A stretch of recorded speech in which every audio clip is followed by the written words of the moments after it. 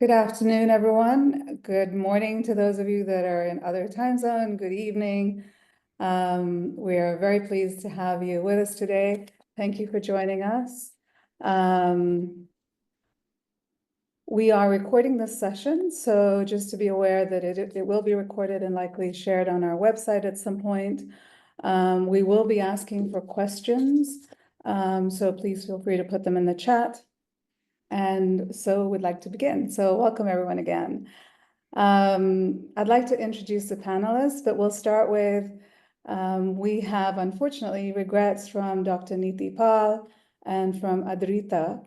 Unfortunately, they aren't able to make it. They're not very well. However, we do have Azalea, who is joining us. She is the director, she is the manager of Insights and Solutions at SCBF, and she is the co-author of the report. So we're happy to have her on board. And then we also have on the panel Lisa Morgan, who's a technical specialist at the International Labor Organization Impact Insurance Facility. We have Jorge, the Senior Director of Climate Resilience Center and committee member of the Extreme Heat Resilience Alliance.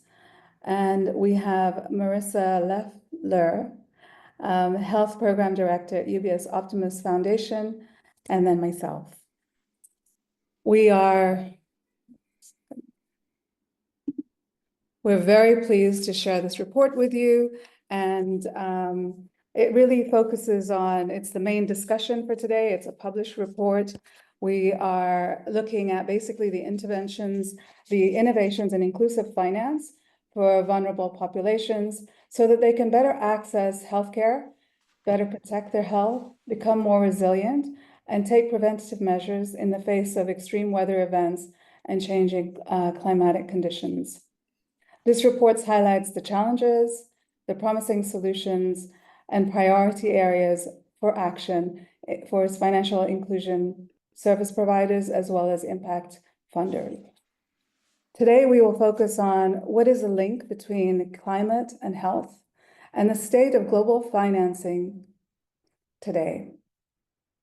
Who are the climate vulnerable populations, and how can we innovate financial inclusion solutions to reduce healthcare costs and increase access to healthcare in the context of climate change? What is the outlook for the future from the perspective of different stakeholders and of those on the panel today?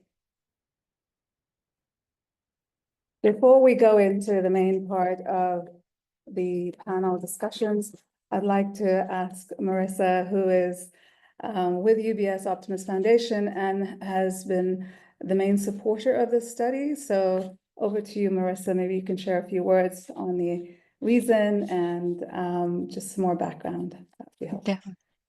Thanks, Satara. Really happy to be here. Thanks everyone for your interest in this really important topic. Just to give everyone a little bit of a background on who we are as UBS Optimus Foundation. So we are part of UBS, the Global Wealth Manager, and we were established actually 25 years ago, celebrating our 25th anniversary this year, as a service for UBS clients to help them have more impact with their philanthropy by connecting them to scalable, sustainable solutions that are tackling some of the world's most challenging problems. So specifically in the areas of education, health, and climate and environment. And we are utilizing a kind of full spectrum of financing tools to support these efforts, from grants to debt and equity investments in social enterprises to outcomes contracts, all across those three thematic areas. And in health, we've been investing for years, actually, in increasing access to quality community-based primary care, because we think that is the intervention that holds the most potential to dramatically improve outcomes for the most vulnerable, particularly children and pregnant women. And more recently, we have added a strategic pillar in the health portfolio focused on youth mental health, with an emphasis on ensuring that every young person has access to early, quality, and culturally competent community-based support and care for their mental health. So I think really nice synergies with the primary health care historic emphasis, as well as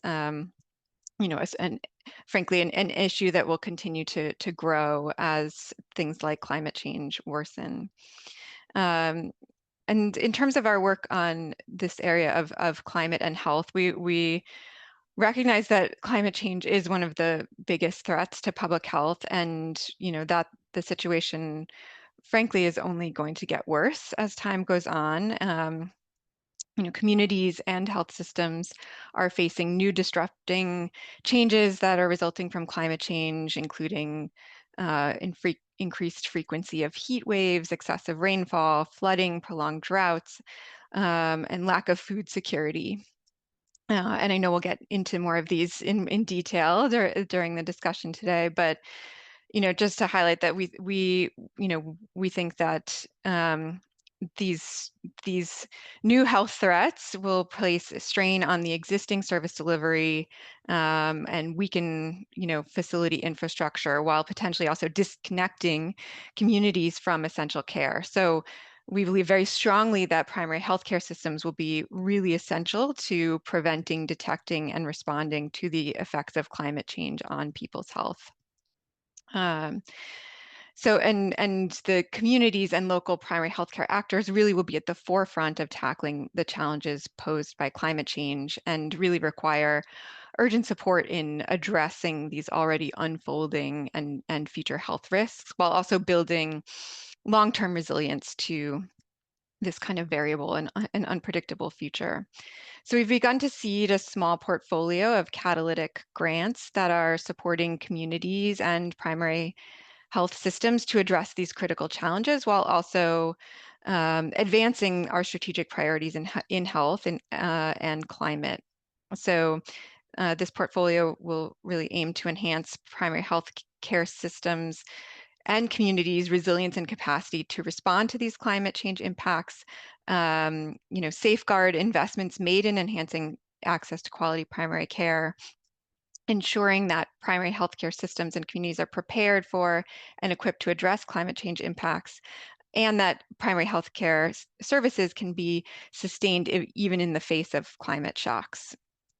And this also helps to advance our climate and environment strategy by focusing on urgent climate action and community resilience. And so while there are numerous kind of angles through which this kind of intersection in climate and health can be addressed, we've really chosen to start first on investing through this primary healthcare system lens, kind of doubling down on that, and with this focus on building capacity of primary healthcare workers and administrators to understand the implications of climate change for people's health, and what actions can be taken to better equip health facilities, health workers, and communities to respond. So we're focusing on really kind of catalyzing tools and approaches that can help ensure that primary healthcare systems are prepared to cope with climate change and to protect the most vulnerable people's health. So really trying to focus on the most marginalized communities who we know are more likely to be most impacted by climate change, and who already suffer the effects of socioeconomic inequities and gender inequities. So that's just a little overview of some of our thinking around this kind of intersection, and really excited to hear the discussion today and to dive into more of the opportunities for the financial inclusion at that intersection. Great. Thank you so much, Marissa. We really appreciate the support from UBS Optimus Foundation, not only because it's the support, but it's the topic area that's so important, as you've highlighted. As climate change, the magnitude and the frequency increases, this nexus becomes a really important area. And so your thoughts, sort of leadership in asking us to do this study is really appreciated. Thank you. So I just wanted to spend a few minutes on who is SCBF. SCBF is a public-private platform. We have, and so what does that mean? We use public and private funding as well as human resources in our operations. So we look at how do we bring together that mix of knowledge and information to be able to bear on what our thematic areas are. We focus primarily on financial inclusion. We have 4 key focus areas and 3 cross-cutting themes. In the diagram that's on the slide, I like to think of it as, the center is really the entry point, because you can't look at any of these things without looking at gender, climate, and migration, because they're really at the center of SCBF's strategy and focus for the next 5 years. So if you think about entering into that centerpiece and then going out into the wings, which is really about agricultural finance, housing finance, health finance, which is a topic today, and inclusive finance enablers. So those are the types of things like digital financial services or cash in, cash out agents. And what we do is we support ventures to basically develop new financial products or services and or scale. So that's really our focus. Happy to spend more time on this. If you have any questions, please reach out to me, but we are short on time, so I won't be spending too much more time on this today. Moving to the next slide. 100 million people annually fall into poverty due to out-of-pocket health expenditures. This, and nearly 50% of them, of the global population, lacks universal health care. And so when we look at the problem that this is, that we are faced with, if today there's 100 million annually and climate change is not at its sort of peak, we're looking at significantly bigger impact. And so the purpose and the value that we want to provide in this study is to really think through, how can we reduce some of these? How can we mitigate this large number of people falling into poverty? How can we equip them to be better? I'm not going to read the slides, so you can go ahead and see those statistics. In terms of the nexus, financial inclusion is sort of the nexus that allows, that really brings it all together. I was having a discussion with someone a few weeks ago, and they said, it's really interesting that you look at financial inclusion as the sort of centerpiece on this.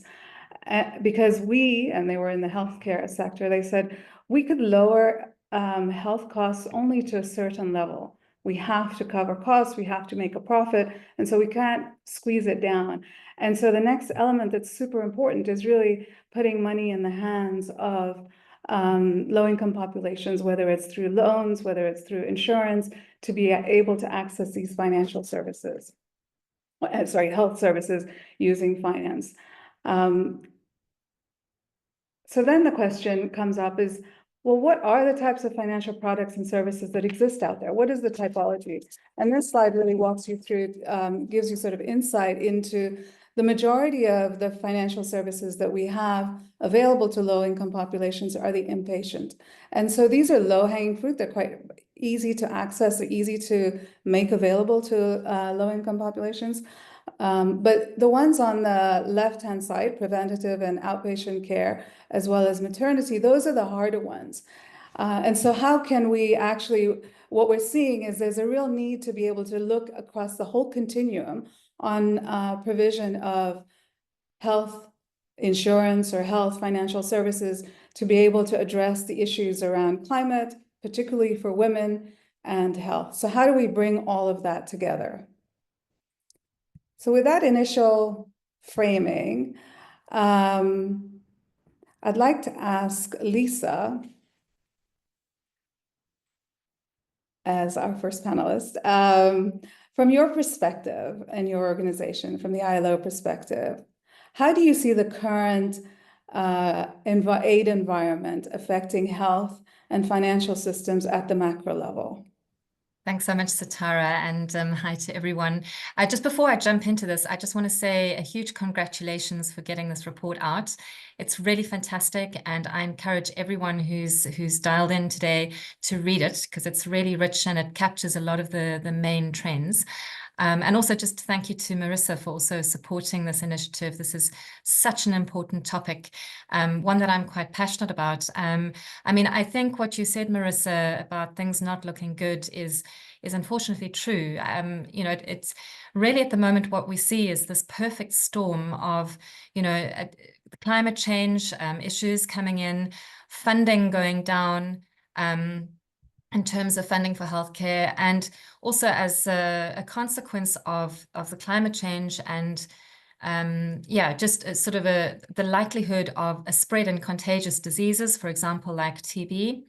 And this is all going to put strain already on systems that were already not coping very, very well. So I don't know if many of you have been watching the headlines, but WHO lost around 18% of its funding earlier this year. And that is actually, if I give you the US dollar amount, $958 million US dollars. That is a lot of money that is now out of the healthcare system. We've also, so I did a tiny bit of research on which were the programs that were most impacted. And there are many, but the top 4 that came up were emergency health, polio eradication, health strengthening, system strengthening in low and middle income countries, and mental health and substance abuse programs. So, you know, the countries that we are looking at here are the very countries that are going to be suffering the most from these cuts. In addition, there's been a lot of cut to the healthcare system, global healthcare funding through the USAID cuts. And the programs most affected are malaria control. That's a big issue. HIV/AIDS treatment. I read a newspaper article saying that in South Africa alone, they expect an extra 500,000 deaths because of as a result from these cuts.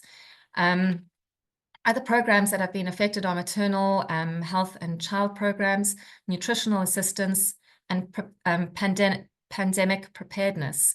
So it's really, it's not looking great, and it's not very clear who's going to fill all those gaps. So I think, you know, from our perspective, we see this as a time where maybe we need to step up where we can. It is an opportunity maybe for us to try and help with the situation, although, I mean, it's unrealistic to think that through consumer-led products you're going to fill the gap. But I think, you know, the situation is not looking great, so we really have to be on our feet to see what we can do to be part of the solution to these problems.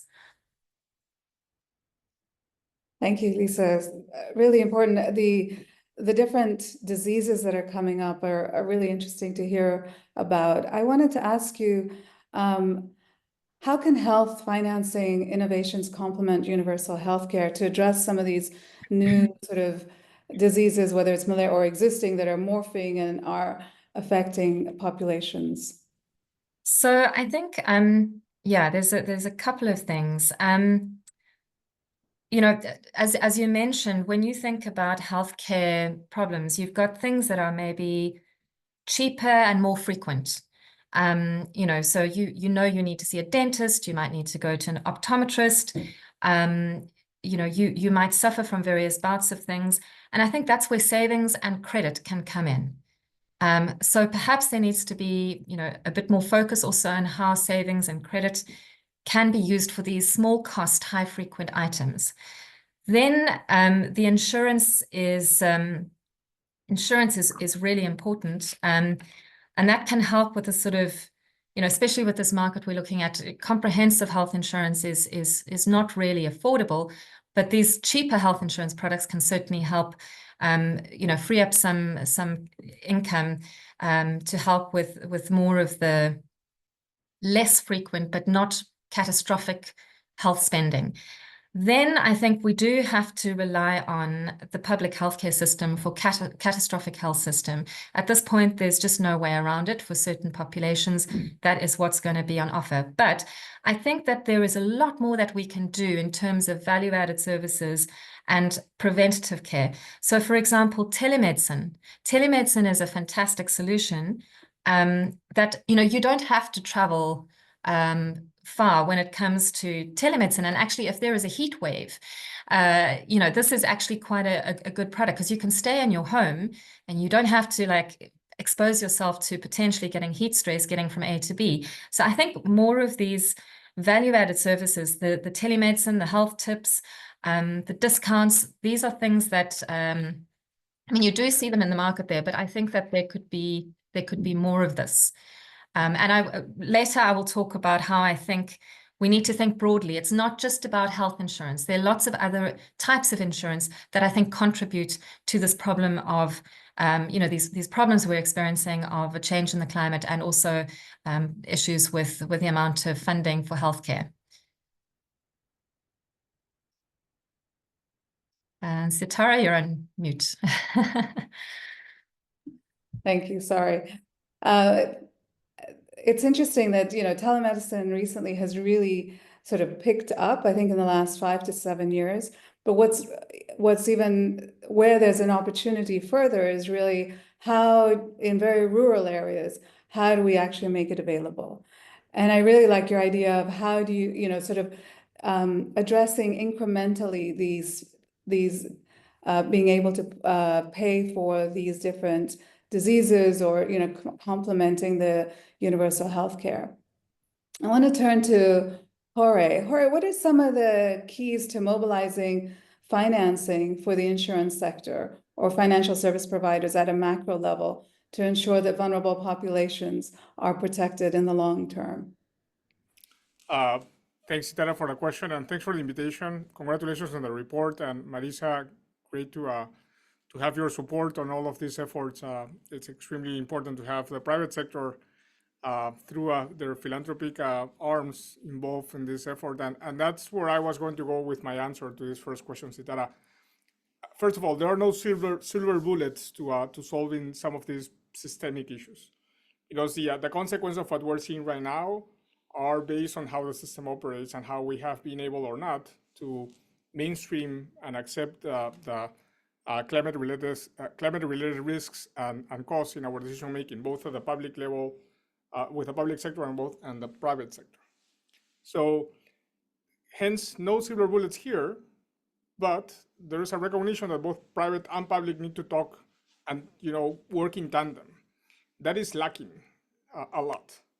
And so what we try to do as Atlantic Council Climate Resilience Center, over time working with UN high-level climate champions and a set of insurance companies and banks and institutional investors, is to try to understand what the private sector is expecting from the public sector. Put that out so the public sector can consume that information and then look for ways in which they can collaborate on having the public sector launch some of the efforts that they are needed for the private sector to actually rein in. And we came up with 6 recommendations from the private sector to the public sector on advancing mechanisms to increase funding towards climate adaptation. And hence, all the other elements connected to them as health, as we're talking right now. Those 6 are,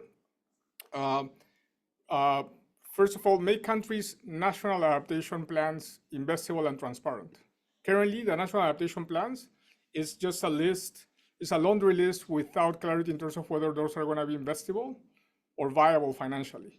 So when the private sector is called by the government, say, hey, come and help us, and the list of needs that the government has are at too high level to a point in which it's impossible to actually understand whether that will be a business worthy engagement of the private sector, then you have a communications problem, a gap in the communication and information. The second recommendation from the private sector was that multilateral agencies, bilateral funding, philanthropic resources, catalytic philanthropic resources coming from both foundations and other corporate foundations as well, they should be looking into technical assistance to governments for both national and subnational governments to have their financial capabilities in place. So that means that, if you have national development banks, if you have financial indices such as, credit, public credit agencies that provide access to vulnerable communities, all that capacity needs to be strengthened. And technical assistance should be looking into those kind of financial mechanisms that the developing countries already have in place, but might be up to par in terms of aligning that with the needs of their populations that they're serving. The third, and hence with that, the private sector could actually rein in and support those financial mechanisms and institutions that exist there.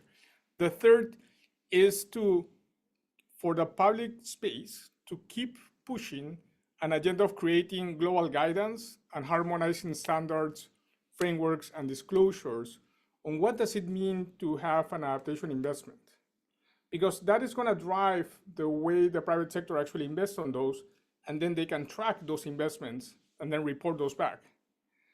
So, the lack of taxonomies broadly, or for example, and let's flip it around, Standard Chartered with UNDRR published a guidance for investment on adaptation and an investment criteria for their clients to build a pipeline of investments on adaptation. They have a whole section on health investments that qualify what are investments that would be considered in the eyes of the Standard Chartered and UNDRR as investments that are adaptation-related investments for health. That level of clarity is something that Standard Chartered is creating for their own business line, to create a pipeline of projects for their own financial bottom line, and to justify what they're doing in their work. I'm going to close with the next three, and then I know that I'm speaking too much. Usually that's the case. So the fourth is improve availability of blended finance instruments by creating more data transparency, one, and accelerating, increasing, and harmonizing access to public and philanthropic capital. So that is something that, again, it's really unclear from the private side on how that is being created by the public side. And so the last two are increased availability of insurance products. And I'll be happy to go deeper into that in my next round of questions. And then finally, invest in locally led adaptation, nature-based solutions, and ecosystem-based approaches. So the more those public goods could be invested by the public sector, the more opportunity for the private sector to look for ways in which they can hook in. But don't expect for the private sector to do it by themselves, because those are usually seen as public goods and will require investment from the public side. Thank you. Thank you, Jorge. Public-private partnerships can't be emphasized more. We've been trying to do it. I remember 15 years ago, you had sort of the public and private sitting at different sides of the table. And I think there's more of them coming together. I think blended finance is a really important key, particularly in the fact that there is sort of this pioneer gap where, early stage or, innovations that are using data and technology to really excel are not able to get the right financing. They're either too big for a microfinance institution locally or too small for a bank. And so they really stuck in this pioneer gap. I couldn't agree more. Moving on, in terms of sort of into the second segment, which is really around vulnerable populations, I want to come back to you, Lisa, and ask you, how can we develop targeted financial solutions to support climate vulnerable populations to access healthcare or reduce their out-of-pocket expenditures? Thanks, Satara. I think just as background to my answer, I think it's useful to look at some of the recent reports done by the ILO. So if we just take heat, for example, this is not the only issue that is affected by climate change. But if we just look at heat, this is really an occupational safety and health issue. We call it OSH. And a very recent paper showed that 71% of workers are actually exposed to excessive heat. And this every year leads to 23 million injuries and 19,000 deaths per annum. So if you think about the the countries, the developing countries that we look that we all work in, you know, many people are working outdoors. They're exposed to a lot of heat stress. It also applies to indoor environments where you maybe don't have enough ventilation. So it's not just your outdoor workers, it's your indoor workers as well. And this excessive heat can lead to exhaustion, heat stroke, you know, dehydration, urinary tract infections. And therefore, if you are pregnant, there are severe issues if you're exposed to extreme heat.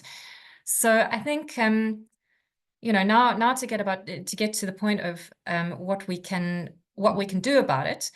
I think there's a range of insurance solutions that, you know, firstly, we need to get more of the solutions out there that we already have. So, you know, the hospital cash and these other things that we know can help with access to health. But then things like your parametric heat insurance. These are relatively new things that we see. In fact, in your paper, you have a wonderful example of the first heat insurance product that's been developed with Blue Marble and Vima Siwa. I think, you know, these types of innovations can really be a game changer for those who are working outside in the heat or indoors in the heat. If you've got, you know, 3 days of hot weather in a row, it sets off a trigger, for example. And, you know, that along with value-added services can be part of the solution. But I also want to say that, you know, it's not just these like direct health interventions. It also, if you think about agricultural insurance, for example, you know, this is about food security, and food is about nutrition.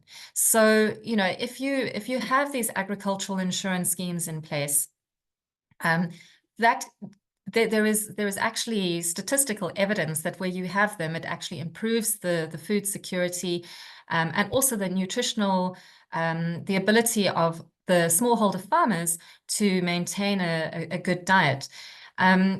So I think also with these parametric insurance products, you can have early warning systems. And what we're seeing now is that there's a bit of a shift in thinking. So for example, if you think of livestock insurance, a shift in thinking from, you know, let's just replace the cattle when they die to actually let's protect the cattle when a drought is about to come.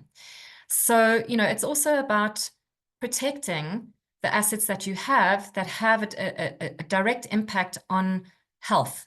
And using these products in maybe slightly nuanced ways as a reaction to the climate issues. I think another example that I wanted to give is, I was chatting to Zelia earlier, you know, you can have other products that, as I mentioned before, if temperature goes up, the number of tropical diseases, the frequency of these things also goes up. So malaria, dengue. You can have these little insurance products that pay out like a hospital cash program on the diagnosis of such diseases. So an example of this was like Pioneer Insurance in the Philippines. They had a dengue insurance product that came along embedded with insecticide, well, like bug spray. So every time you bought some bug spray, if you got a dengue fever diagnosis, you would get a hospital cash payout. So I think there's lots of things that can be done just to kind of help people along. And then, yeah, the value-added services, I think there's a lot more that we could do. You know, we can, thinking even about bundling the different types of cover, so hospicash and property, and then perhaps add on a loan so that if people want to make an adjustment to their homes by painting their roofs or doing things that will make them more prepared for the heat, that will also help. So I think all of these small things can cumulatively make a big impact. Other things that we can do is focus more on non-communicable diseases and have like health management tools in place. So for example, like AXA and BIMA, I know that they have modules that if you have cancer or, you know, some of these diseases, stroke or whatever, they actually have these, you know, health management tools that you can use as the customer to help manage those conditions yourself. So yeah, hopefully that answers the question. Just a few ideas. Great. Thank you, Lisa. It certainly does answer the questions. I want to turn to Jorge. Jorge, you've got, your organization is doing some really interesting work. And I wanted to ask you, how can we expand initiatives like extreme heat income insurance globally, and which stakeholders need to come together to better support women? Thanks, Itara. And I'm going to build upon on Lisa's excellent remarks around, thinking more creatively in how to use existing tools that we have, some of those newer than others, but how can we think of ways in which we can bundle them? But at the same time, the question is, what are you trying to serve? What are you trying to deliver as a value? And I think that's a question that we put on ourselves when we worked with SEIVA, with the Self-Employed Women Associations and Blue Marble in 2023 to think through what was the problem that we were trying to serve. And the problem that we were trying to deliver, serve, and then the value to deliver was multiple.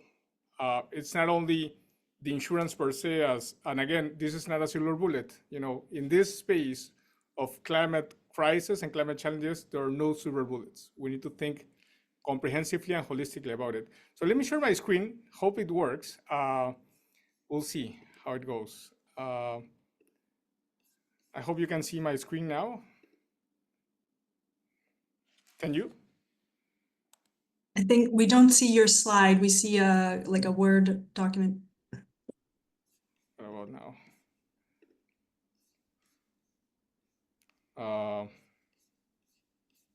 Let's go again to this.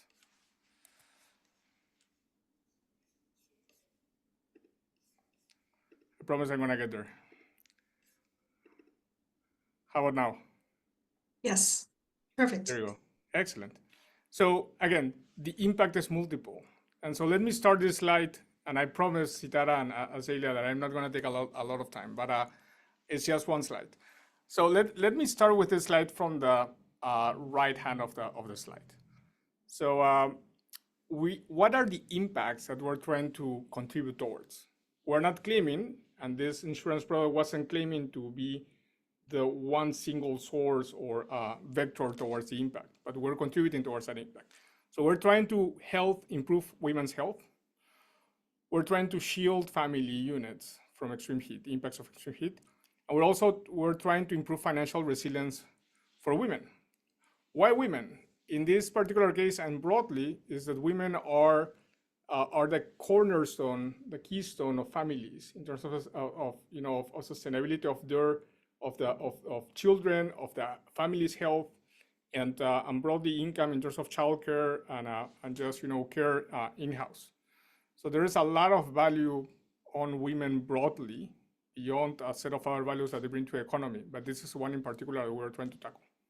So with that, then this insurance product, was just the tip of the iceberg to open up a set of other potential outcomes that could serve those impacts.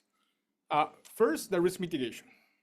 So, or let me start with insurance since it's it's part of the. Let's go to the bottom of that column, risk transfer. So insurance was trying to identify a risk and see who else would be willing to pay for it, for an amount of money that was viable. But we were also trying to, as outcomes, we're trying to create opportunities for risk mitigation in which you open awareness of communities and actors in terms of how they can deal with extreme heat and how they can build resilience to extreme heat. Financial inclusion was part of the outcomes as well. How can we unlock the access to bank accounts or just renew bank accounts that were dormant? And then social resiliency in terms of how these kind of efforts could start connecting with broader actors in society, including the government. And then the activities, I think that I won't spend a lot of time on that, but we were providing a set of wraparound services and assets that you can see there. The heat health early warning system development, and then the actual insurance per se, the policies and the premium subsidies that we were providing as well as that.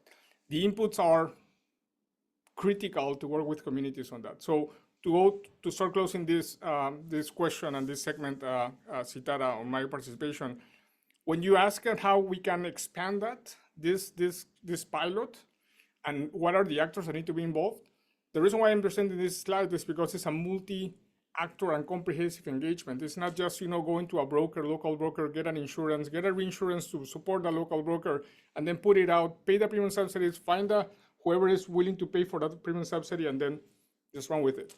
It's an opening to allow a conversation about extreme heat resilience.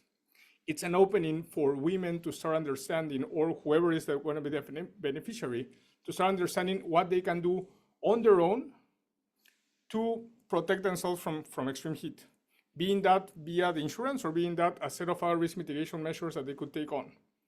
And then understand how these kind of financial instruments work. But at the same time, it has multiple other actors that will require to be involved to actually expand this and scale this up, these kind of approaches that are holistic approaches. We call this approach shield her. It's not a parametric insurance, it's shield her, because you're trying to protect women in a holistic way. So regulators need to be way more involved to understand what's the value of this kind of approaches to climate change and health and income loss, and really understand how an instrument such as this, insurance regulators, how insurance could actually play a role on this, on broadening up. You need governments that are looking into this as an opportunity to learn and then embed some of this in the social protection services. You need insurance companies that are willing to actually provide some philanthropic capacity on allowing for premium subsidies to actually be sustained for a while until the project is proved. You need insurance companies to actually provide information and risk analytics to be able to make the trigger for the insurance way and more sophisticated, and to start embedding that learning of a parametric, how do you project that trigger, into enhancing the early warning systems. So the warning systems are not only about humidity and temperature, which is the case of this pilot, but also includes much more detail in terms of the potential health impacts depending on where you live, your age range, the type of activities that you do, the underlying health conditions, the capacity of the health systems to actually address these issues, and all of that embedded as part of a more sophisticated trigger algorithm that allows for the insurance to actually be triggered when really is needed, not just when the temperature is super high. And also for the early warning systems to have that capacity to address these impacts, these potential impacts on the road. So thank you for that, and I'll close now. And I recognize that I keep talking a lot, so I'm really sorry. No, Jorge, you have some excellent points, and you're not talking a lot, so don't worry about it, and no need to apologize. I think there's a real opportunity. I mean, you really hit the nail on the head in saying that there are so many players and actors, both in the continuum and in the ecosystem of the provision of these types of solutions. And, there's more work that obviously needs to be done. I want to go to Azalea at this point, and as the co-author of this paper, how can we better serve low-income patients, and what types of partnerships and technology and channels are being deployed to support health financing and improved access to healthcare for low-income populations? Yeah, hi everyone, and pleasure to join the discussion. And just a reminder, the audience can submit your questions as well in the chat. But I think, kind of going back to the nexus and kind of, Sitara, how you were talking about financial inclusion as being the entry point. I think what's important to remember is, who are these populations? And within financial inclusion, we're often talking about women, we're talking about smallholder farmers, we're talking about low-income households, and the majority of these people are in low and middle-income countries where the majority of the, extreme climate events and kind of devastating changing climatic conditions are occurring. And they are the most vulnerable as well, in terms of, their own personal resources, but also the resources, the health systems, the economic systems that they're living in are not able to necessarily support them as, they might in Europe or in the US. So I think that's where we look at, I think I join Jorge and Lisa in what you've discussed in terms of, there's need for not just one kind of silver bullet solution, but really bringing together a package and bundle of solutions, where maybe financial inclusion could be an entry point, or it could be a solution that helps people get better access to health services that they need to protect themselves. Or it could also, help them reduce their costs. So we can look at, for example, we have lots of examples of savings-linked insurance. For example, we have a partnership, SCBF has a partnership with Vision Fund in Malawi, Ghana, Rwanda, and Lebanon, which are all countries in the past couple of years who've experienced, excessive rainfall, flooding, droughts, cyclones. There's been major kind of problems in terms of, the climate change effects. And Vision Fund is working specifically with women in rural areas, organizing, village savings and loans groups. So the savings as a first step is able to, bolster their resilience, enabling them to deal with any kind of shocks that might come their way, health or livelihood, whatever it might be, but then adding on a hospital cash insurance product enables them to, secure their income in the case that they have a hospital problem or have a health issue that requires them to go to the hospital. But I guess where we see the gap is that, and like Sitara mentioned, that's really focusing on that inpatient kind of care. Whereas for a lot of the health risks that climate change might, manifest in some of these populations, we're talking about non-communicable diseases, like Lisa mentioned, so heart diseases, cancers, different things like that. There's respiratory illnesses, heat-related illnesses that can kind of accumulate over time and affect people. And so really what's needed is preventative and primary care. And we see that there's more and more of an effort. For example, we have a partnership with Microfund for Women in Jordan, where there's a credit-linked hospital cash, but in addition, they're providing access, discounted access to a telemedicine provider. It's one of the leading telemedicine providers in the Middle East. It's providing digital health content, so enabling people to get access to information that they need to better educate themselves about how to protect their health. But they can also access 24/7 medical appointments online, which again, like Jorge has said, it's not necessarily a silver bullet because you still need to encourage people to change their behavior and get comfortable with accessing, talking to a doctor virtually.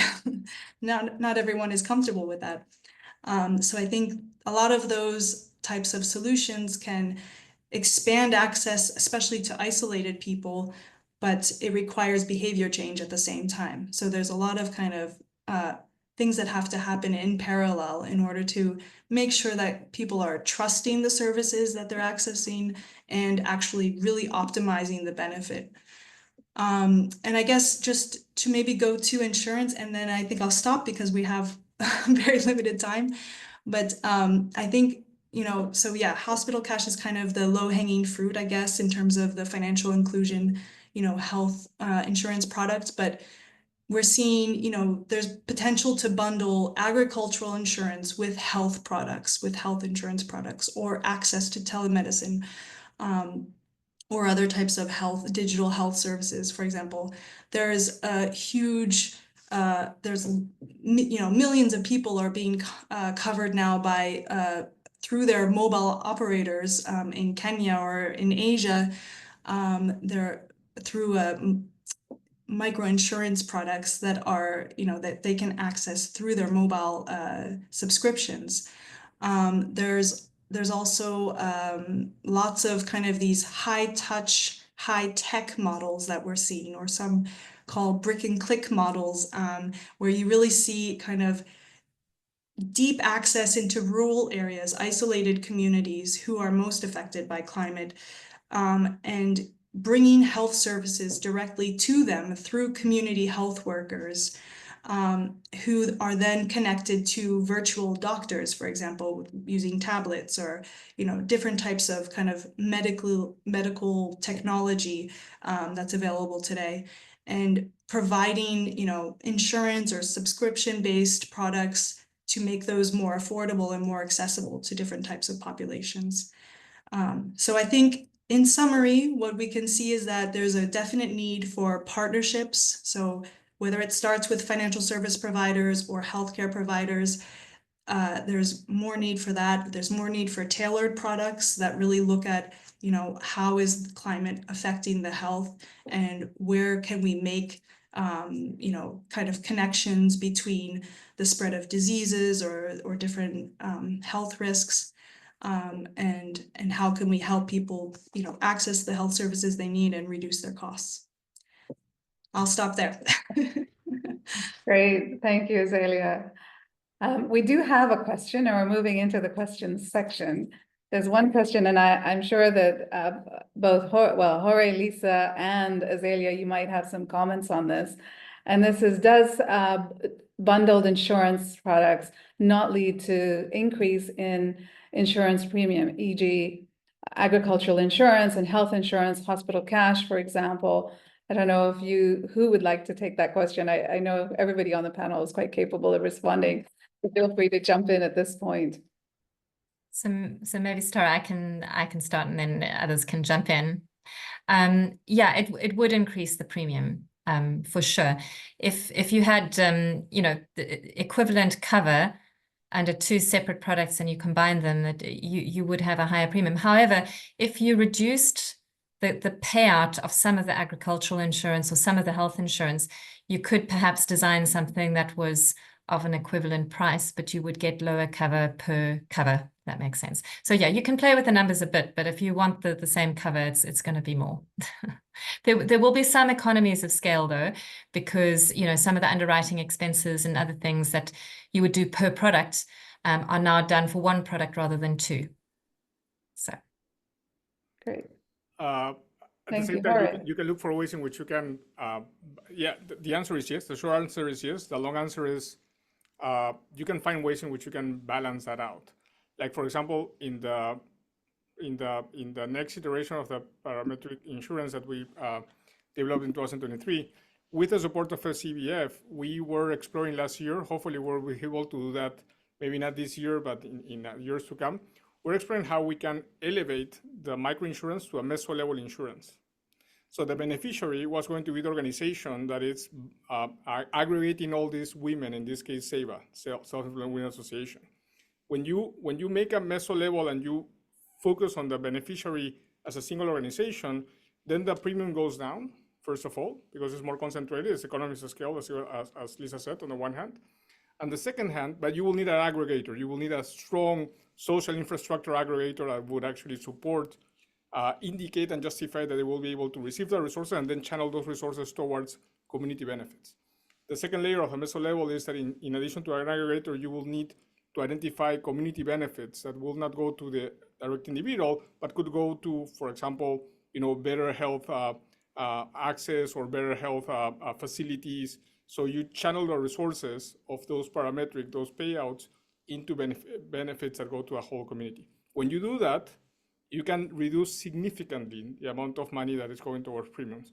Just to give an example, the first pilot that we developed in 2023 cost between premium subsidies and support to a community and capacity building around $500,000 for 21,000 women. When you move from micro level to meso level, you can use $80,000 to cover not only extreme heat, but also flood for 40,000 women for a period that initially the pilot only covered for 3 months of the heat season. This was going to cover heat season and flooding season, which was 8 months. So for less than 20% of the original amount, if you move to ways in which you are creatively thinking of how to address the impacts again and the outcomes and not just the insurance itself, you can create much value. Thank you, Jorge. Those are super examples to see, both the piloting and the scaling of those examples as well. We have another question from the participants, which is, what are some of the non-insurance financial products that are the most helpful in increasing the uptake of primary care services to reduce the impact of climate change? Shall I go? Go for it, Lisa. Absolutely. So I think it's back to telemedicine. You know, telemedicine will give you access to primary care services. And I would also say like discounts. Sometimes some insurers will organize discounts with pharmacies and other healthcare providers. So I think those value-added services are super important and can be helpful. I'm not sure I understand the point about reducing the impact of climate change, but maybe that's just the point of if you are impacted by climate change, how can Addressing it, I would imagine, yeah. Yeah. So again, telemedicine, you don't have to travel across town in a heat wave to see a doctor. So, you know, that's really yeah, quite a valuable thing that you can just do it. And you know, technology is such a game changer in the space. And I think we've got a lot more that we can do with technology. Great. Thank you. We're at time. I'm going to let one last question, since it's there. The panelists gave examples of heat stroke, increasing heat, and increase of vector-borne diseases. Are there any other instances of healthcare challenges beyond these two where financial inclusion helps most in increasing health burden due to climate change? Don't know. Lisa mentioned one before. Lisa, I'm speaking for you, but nutrition, you know, how the long-term impacts of malnutrition into health related issues. Yeah. Yeah, I think definitely thinking about the other types of insurance is quite important, because I mean, when you think about healthcare, there's this whole theory around the social determinants of health. And you know, you can Google this. There's a lot written about this, and there are 5 main social determinants of health, and one of them is environment. So even if you look at something like property insurance, that can have an impact on your health, because if you don't have a safe and healthy, decent home, then your health is going to be compromised. So, you know, if you think if there's a flood and your home gets destroyed, if you've got nowhere to go, that can also have a massive impact on the health of you and your family. So I think, yeah, I think all financial inclusion products help in some way or another. Thank you, Lisa. We are almost at 3 o'clock, at least in Central European time. But what we wanted to do is take a round of feedback on the future outlook and priorities and a call to action. So I'm going to start with Marissa. If you could share your thoughts on this. Thanks so much.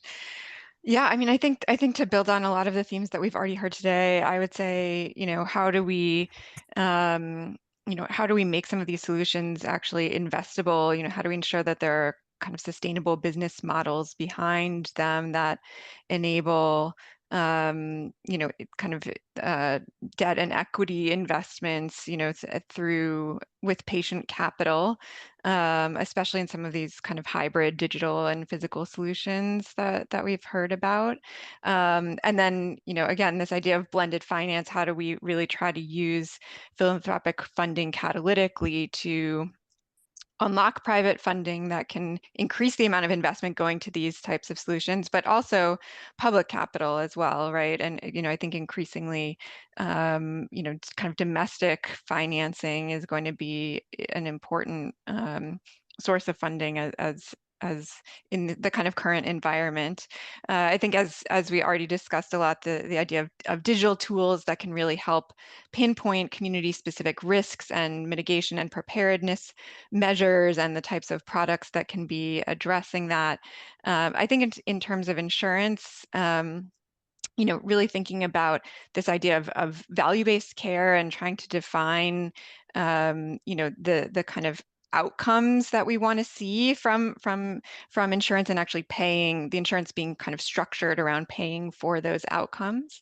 And then finally, I think, you know, another call to action would be around really trying to invest in kind of leadership and management capacity building that can position, you know, local actors to be, you know, promoting these kinds of solutions and ideas, and really thinking about how to work across sectors and across, not just public and private, but across health, financial inclusion, climate, et cetera, because these are really multi-sectoral problems that require collaborative multi-sectoral solutions.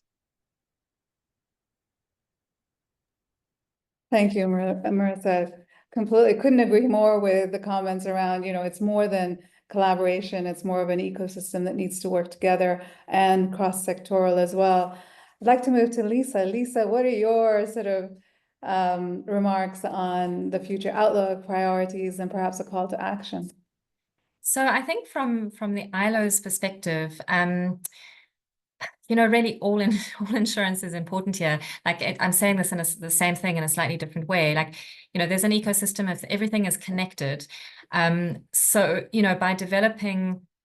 by further developing inclusive insurance, so I'm coming at this from an inclusive insurance angle, further developing parametric and these newer, more nuanced products that I think can deal with some of the modern day issues, as well as look at things like insurance for infrastructure. I mean, hospitals and clinics and other things. Also, these buildings, these facilities, they need to be protected. Also looking at, insurance for the blue economy, going beyond just maybe, agriculture, also looking at how insurance can be used in like fishing, for example, fishing value chains and how, because that's also going to be impacted by weather patterns. So, how does that impact the livelihoods of all the people working in these value chains? There's a lot that insurance could do that it's not doing. And I think we need to explore the ways that we can reach the potential of insurance for social and economic development.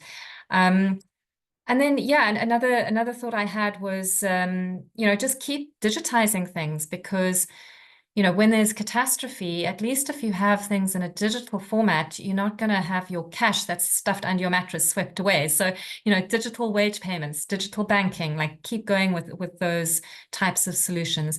And lastly, PPPs. Let's try and find those PPPs that work. Thank you. Thank you, Lisa. PPPs and digital are my favorites, so thank you for that. Jorge, over to you for your last comments and future outlook, priorities, and call to action. This is going to be less exciting than what Lisa, a bit more than what Lisa was mentioning, but